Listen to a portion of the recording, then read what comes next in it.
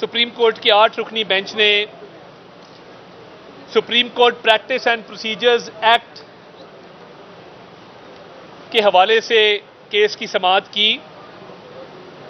ये पाकिस्तान की तारीख का वाहिद कानून है जिस पे मार्ज़े वजूद में आने से पहले ही स्टे ऑर्डर ग्रांट कर दिया गया। कभी पाकिस्तान की अदालती या सियासी तारीख में ऐसा नहीं हुआ कि एक कानून अभी मार्ज़े वजूद में ना आया हो और एक हुक्म इम्तनाई के तहत उसका अमल दरामद रोक दिया जाए। हम ये समझते हैं कि ये गैर आईनी और गैर कानूनी इकदाम था कि कानून की शक्ल इख्तियार करने से पहले ही उसका अमल दरामद रोक देना, और एक ऐसा कानून जिसकी आइन इजाज़त देता है और आइन में ये बात दर्ज है कि चीफ जस्टिस का इख्तियार बेंचेस बनाने का वो आइन और कानून के ताबे है। अब जब आइन में कानून का लफ्ज़ आ गया तो इसका मतलब ये है कि पार्लियामान के पास ये इख्तियार है जो कि आइन का खालिक इदारा है, जो कि आइन साज इदारा है, कानून साज इदारा है, और तमाम इदारे अपने इख्तियारात, अपनी फ़राइज़ वो पार्लियामान के ज़रिए उसको चलाते हैं और पार्लियामान ने ही ये इख्तियार तमाम इदारों को तफवीज़ किया है। मगर इस कानून के मुताबिक जो बेंच इस वक्त बन रहे हैं, मैं इनको गैर कानूनी समझता हूं। मैं ये समझता हूं बतौर कानून के तालिब इल्म के कि इस कानून पर अमल दरामद को रोका नहीं जा सकता था। ये कानून की शक्ल इख्तियार करता तब भी इसके अमल दरामद को रोकना सुप्रीम कोर्ट का इख्तियार नहीं था। और चीफ जस्टिस साहब जिनके इख्तियारात के हवाले से ये कानून बनाया गया और जिस कानून के तहत उनके इख्तियारात महदूद हुए, वो खुद इस केस को सुन के फैसला कैसे कर सकते हैं? चाहिए तो ये था कि वो कहते कि मैं इस केस से अलहदगी इख्तियार करता हूं और मैं इस केस को नहीं सुनूंगा क्योंकि ये मेरे इख्तियारात से मुतल्लिक एक केस है और इससे मेरे इख्तियारात मुतासर होते हैं, तो इसलिए मैं फुल कोर्ट तश्कील देता हूं, मगर बतौर मास्टर ऑफ रोस्टर मैं खुद इस केस में बैठना मुनासिब नहीं समझता। और आपको पता है कि चीफ जस्टिस का जो इंतजामी इख्तियार है वो सिर्फ इस वजह से है कि वो सीनियर हैं। इसके अलावा बाकी सुप्रीम कोर्ट के जजेस के साथ वो बराबरी की सतह पे हैं। He is one among equals. One among equals का मतलब ये है कि तमाम जजेस को एक ही तरह का मर्तबा और दर्जा हासिल है। सिर्फ सीनियर होने की वजह से इंतजामी अमूर चीफ जस्टिस ऑफ पाकिस्तान सरअंजाम देते हैं, मगर बेंच बनाने का इख्तियार ये कुल्ली तौर पे चीफ जस्टिस की सवाबदीद नहीं है। इसमें एक इज्तमाइयत की सोच है, ये इज्तमाई इख्तियार है। जहां जहां आइन में ये दर्ज है कि सुप्रीम कोर्ट के क्या इख्तियारात हैं, वहां वहां लफ्ज सुप्रीम कोर्ट आया है, लफ्ज चीफ जस्टिस नहीं आया। और जहां जहां कहा गया है कि ये इख्तियारात होंगे सुप्रीम कोर्ट के, मुल्क की तमाम अथॉरिटीज उसके ताबे होंगी, उसके हुक्म के ताबे होंगी, वहां चीफ जस्टिस नहीं लिखा गया, सुप्रीम कोर्ट लिखा गया है। तो क्या ही अच्छा होता कि chief justice of Pakistan conflict of interest के तहत, मफादात के तसादुम के तहत अपने आप को इस बेंच से अलहदा कर लेते और एक फुल कोर्ट तश्कील दे देते, और ये जो कानून मार्ज़े वजूद में आने से पहले जिसको स्ट्राइक डाउन किया गया, जो पार्लियामान का इख्तियार था कानून साजी का, उसको यूसर्प किया गया, उसको गैर आईनी गैर कानूनी तौर पे ख़त्म किया गया उस इख्तियार को। तो क्या पार्लियामान अब कानून साजी ना करे? क्या ये समझ लिया जाए कि कानून साजी सुप्रीम कोर्ट का इख्तियार है? ये बड़ी तकलीफ दे बातें हैं, और जो तासुर कायम हो रहा है वो आइन की खिलाफ वर्जी का है। और ये इस केस में पाकिस्तान बार काउंसिल को भी नोटिस जारी किए गए, वो भी इस केस में पार्टी हैं। और ये कैसा इंसाफ है कि एक तरफ पाकिस्तान बार काउंसिल वो दरखास्त गुजार है मज़ाहिर अली अकबर नकवी साहब के खिलाफ। सुप्रीम जुडिशल काउंसिल में जो मज़ाहिर अली अकबर नकवी साहब के असासा जात, टैक्स इवेजन और बाकी जो इल्ज़ामात के हवाले से दरखास्तें आई हैं, पाकिस्तान बार काउंसिल उसमें दरखास्त गुजार है और इस केस में भी पाकिस्तान बार काउंसिल पार्टी है। तो ये कैसे मुमकिन हुआ कि वो इस केस को सुन रहे हैं? जब आपके खिलाफ दरखास्त देने वाला आपके सामने खड़ा है तो असूली तौर पे एथिकली, मॉरली मज़ाहिर अली अकबर नकवी साहब को भी ये केस सुनने से माजरत करनी चाहिए थी। और क्या अमर माने है कि अभी तक मज़ाहिर अली अकबर नकवी साहब के खिलाफ आर्टिकल 209 के तहत जितनी भी दरखास्तें आई हैं वो समाअत के लिए मुकर्रर नहीं हो सकी। क्या उनको ये प्रोटेक्शन इसलिए हासिल है कि उन पे इल्जामात जो हैं वो दुरुस्त हैं? जो 10 करोड़ का घर, 40 करोड़ का घर उन्होंने 10 करोड़ में खरीदा, क्या उनके पास वाइट मनी है ये शो करने के लिए कि उन्होंने वो कौन से जराए थे जिससे वो घर खरीदा गया, वो कौन सा बैंक अकाउंट था जिससे वो पैसे ट्रांसफर हुए? क्या ये तासुर गलत है कि चीफ जस्टिस साहब की प्रोटेक्शन मज़ाहिर अली अकबर नकवी साहब को हासिल है? अगर आर्टिकल 209 के तहत दायर की हुई दरखास्तें समाअत के लिए मुकर्रर नहीं होनी तो सुप्रीम कोर्ट से दरखास्त है कि वो पार्लियामान को डायरेक्शन दे दें कि आईनी तरमीम करके आर्टिकल 209 का सफा खत्म कर दिया जाए, आइन से उसको हज़फ कर दिया जाए, आइन से निकाल दिया जाए। क्योंकि महीने गुजर जाते हैं, सियासी नौयत के केसेस 5 मिनट में डायरी नंबर लगता है, 10 मिनट में समाअत के लिए मुकर्रर होते हैं और महीने गुजर जाएं और मज़ाहिर अली अकबर नकवी साहब के खिलाफ करप्शन का मुंह बोलता सबूत कागज चिल्ला चिल्ला के कह रहे हैं कि करप्शन हुई है, यही तासुर है, वो समाअत के लिए मुकर्रर ना किया जाए। इतने इल्जामात किसी और पे लगे होते, वो ये जिसारत ही ना करता कि वो बेंच में शामिल हो। तो क्या वजह है कि आर्टिकल 209 को आपने इनइफेक्टिव कर दिया है? आर्टिकल आपने एक पार्लियामान का इख्तियार कानून साजी का तो ले लिया और उस कानून साजी का इख्तियार लेने के साथ साथ उस कानून को मार्ज़े वजूद में आने से पहले ही अमल दरामद रुकवा दिया। मान लिया हम कोर्ट में खड़े हैं, लीगल आर्ग्यूमेंट्स दे रहे हैं, मगर क्या आपने आर्टिकल 209 को भी रोक दिया है? इंसाफ हासिल करने के लिए कौन से सैयारे पर जाना पड़ेगा? किसको दरखास्त डालनी पड़ेगी? किसके आगे ये अर्जी डालनी पड़ेगी कि जो रेफरेंसेस पेंडिंग हैं वो समाअत के लिए मुकर्रर तो किए जाएं? कानून साजी का इख्तियार सिर्फ और सिर्फ पार्लियामान का है।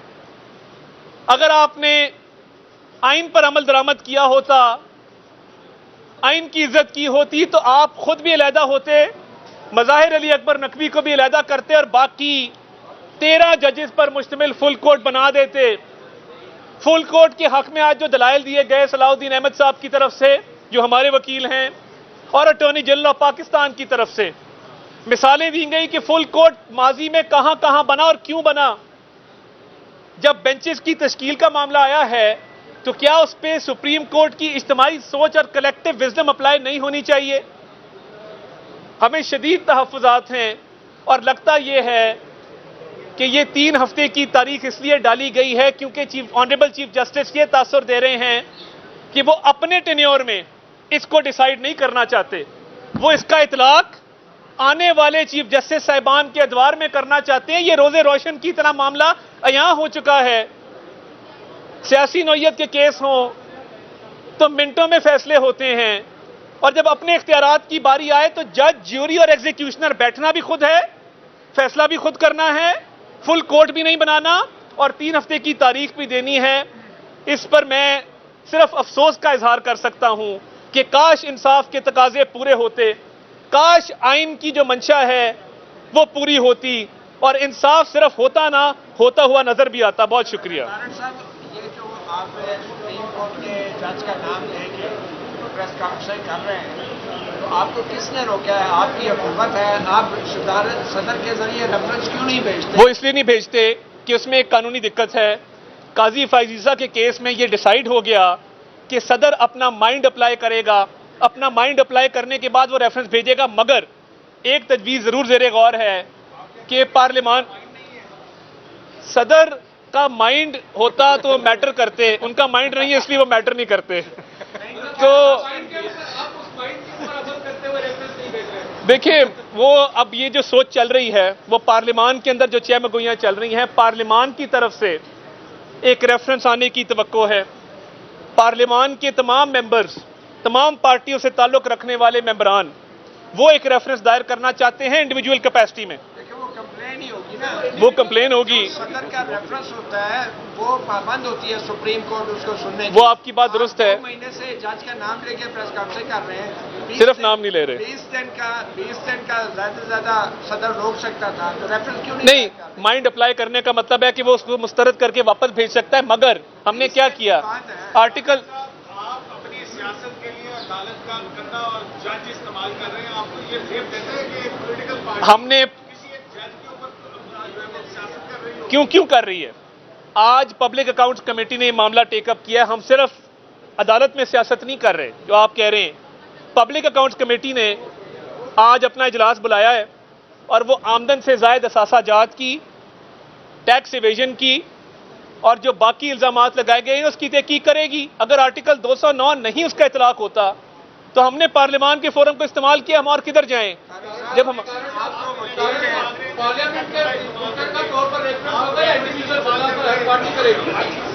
नहीं, मैं तो कह रहा हूं रेफरेंस कर देना समाज के लिए मुकर्रर, ड्राई क्लीन कर दें जज साहब को, ड्राई क्लीन करके बाहर निकाल दें, हम चुप करके हाथ जोड़ के घर चले जाएंगे। साहब आप भी जानते हैं। कारण साहब एक सवाल ये कि ये जो रेफरेंस की आप बात कर रहे हैं, ये मुश्तरका पार्लियामेंट का रेफरेंस होगा या हर इत्तेहादी पार्टी अलग से हाँ, इस पे ये मुश्तरका होगा, इस पे सोच विचार जारी है। जल्द आपको इस पे हम इंशाल्लाह कोई ना कोई, इसकी आईनी हैसियत वही है कि आर्टिकल 209 के तहत हर फर्द को यह हक हासिल है कि वो कंप्लेंट दायर करे, मगर कंप्लेन का फिक्स होना वो क्या अमर माने हैं, क्यों नहीं फिक्स होती। अच्छा, पब्लिक अकाउंट कमेटी के पास कहां से इख्तियार आ गया कि पब्लिक अकाउंट्स कमेटी जो टैक्स के मामलात हैं वो किसी के भी हों, पब्लिक अकाउंट्स कमेटी टैक्स के मामलात पे छानबीन कर सकती है। और यही एफबीआर का इदारा था कि जब एक ब्रदर जज की बेगम साहिबा को कटहरे में खड़ा करके इसी एफबीआर से तहकीकात कराई थी। का इख्तियार है, लेकिन पब्लिक अकाउंट कमेटी का तो नहीं है। Public accounts committee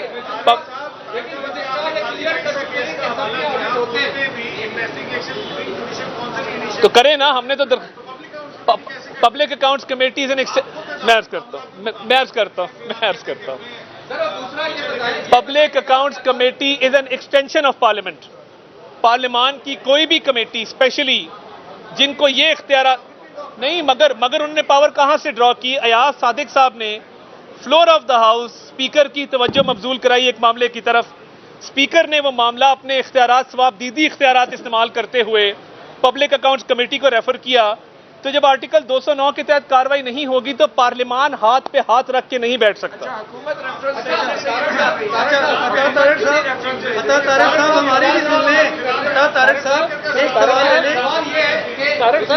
chief justice is one amongst equals. Chief justice का इख्तियार कोई इख्तियार नहीं है।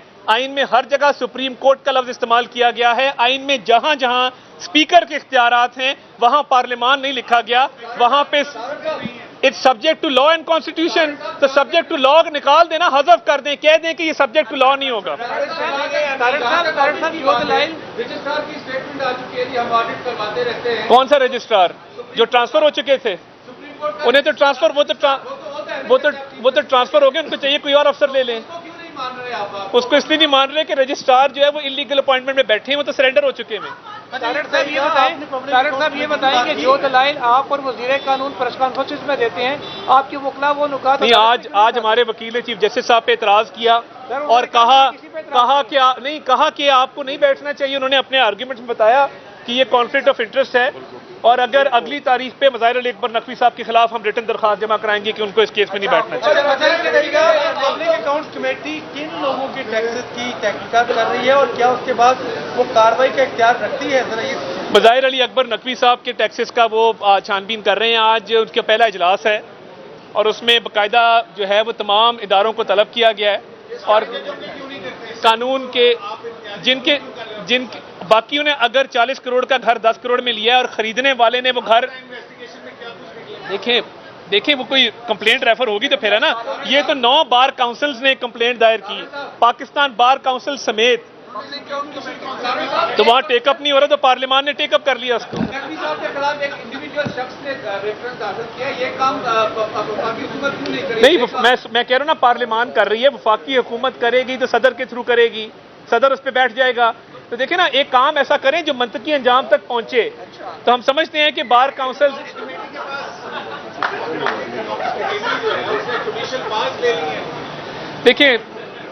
देखिए जैसा मैंने अर्ज किया कि public accounts committee is an extension of parliament.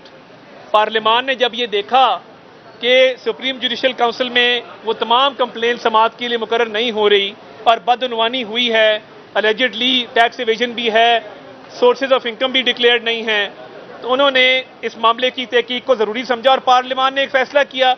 Public accounts committee किसी वजह से उसका वजूद है, तो अब उसमें तहकीकात होंगी, दूध का दूध पानी का पानी हो जाएगा। मैंने पहले भी अर्ज किया कि प्रेसिडेंट उस रेफरेंस पे अपना माइंड अप्लाई करके वापस कर देगा। आपको देखें, लाहौर की सड़कों पे बंदियाल इमरान भाई भाई के नारे आपने नहीं सुने? हफ्ते वाले दिन नहीं, वो बिल्कुल वो आर्टिकल है, बट सुप्रीम कोर्ट का काजी फायजीसा के केस में एक फैसला आ चुका, तो हम काम वो करें जो मंतकी अंजाम तक पहुंचे। वो रोक नहीं सकता, वो वापस करेगा और मुस्तरद करेगा। माइंड की एप्लीकेशन आ गई है उसके अंदर। सारे अमल से ये लग रहा है आपको कि इसका रिजल्ट क्या होगा?